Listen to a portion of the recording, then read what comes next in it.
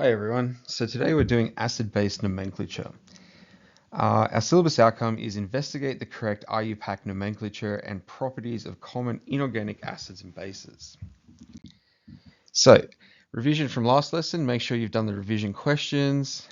Here are the answers for them. Remember, Arrhenius acids dissociate to form H+, and Arrhenius bases dissociate to form OH-. Bronsted-Lowry, on the other hand, acids donate a proton and bases accept a proton. So remember, they're the two main definitions of acids that we have to know for the HSC. Now, naming acids and bases.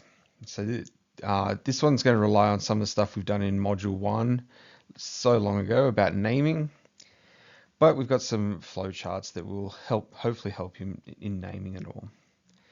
So firstly, during this course, you're expected to be able to convert acid and base names to their chemical formula and vice versa. We'll be looking at and naming several different types and categories of acids today. So firstly, are binary acids. Now, binary just means two.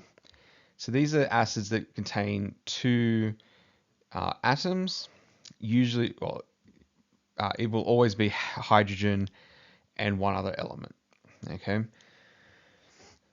The most common ones, they contain halogens. So it's usually going to be things like HCl, HBr, HI, or HF. The acid name begins with the prefix hydro, followed by the base name of the anion, so the negatively charged ion, followed by the suffix "ic". Having a look at some examples. For fluorine, we get hydrofluoric acid, which is HF. For chlorine, we get hydrochloric acid, which is HCl. Bromine is hydrobromic acid, or HBr. And iodine is hydroiodic acid, which is HI. Now, oxyacids. An oxyacid is an acid that consists of hydrogen, oxygen, and a third element. The third element is usually a non-metal, and the most common ones are things like sulfur or phosphorus. And they're usually hydrogen salts of polyatomic oxyanions. So when I say that, it's things like nitrates, sulfates, chlorates.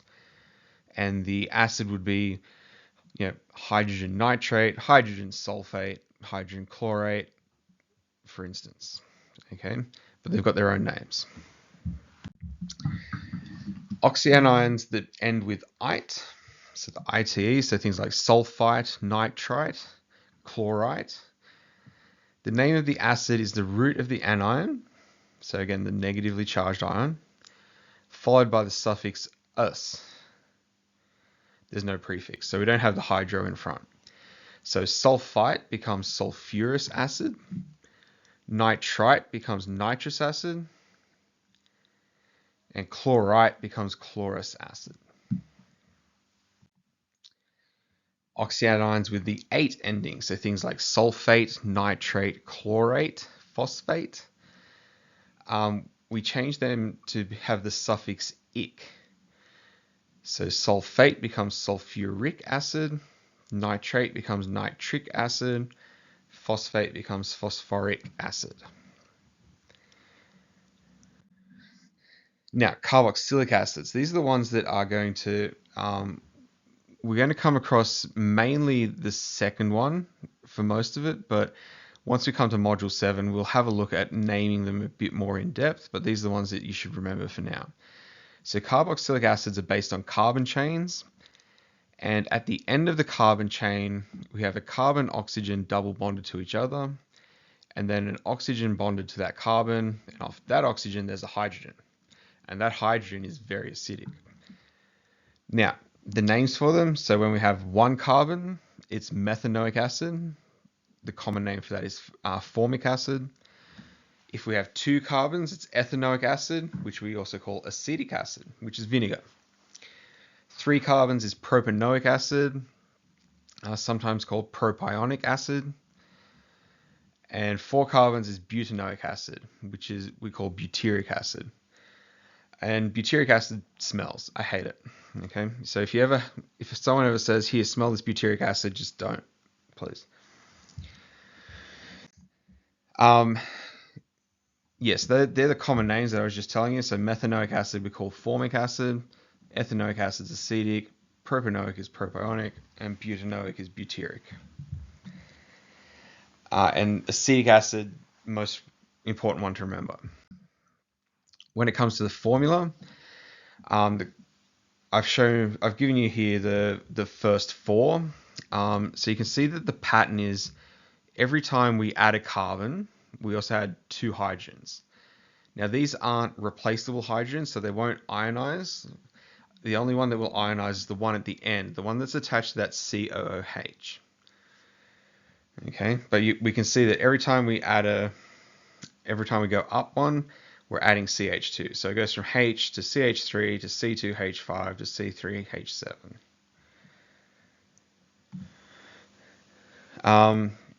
Now, yeah, the other thing is we always write it with the COOH because that's a structural thing. So again, you'll understand more when we come to module 7. But the fact is that sits at the end of the carbon chain, and that's the acidic part. So we always leave it as COOH. Some people write it as CO2H.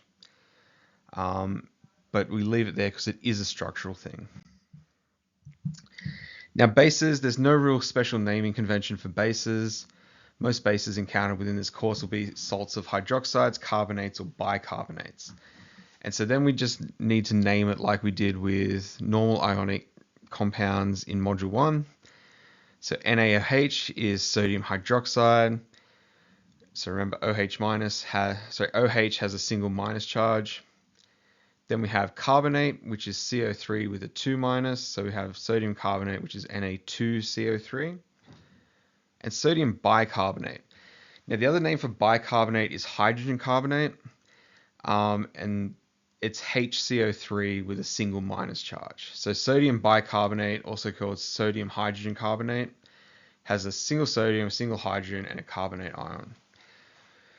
The only other real base that we have to know is ammonia at the moment. Okay, we'll come across more as we go through the course, but we need to know that NH3 itself acts as a base. Now, can you name the following acids? So there's several acids here. Pause the video, come up with a name for it, and then play the video and I'll tell you the answers. Okay, so our answers, HCl. This is one hopefully everyone knows by now, hydrochloric acid. So it's a binary acid with chlorine. So remember, we put hydro in front, ic at the end, becomes hydrochloric acid. Now HNO2.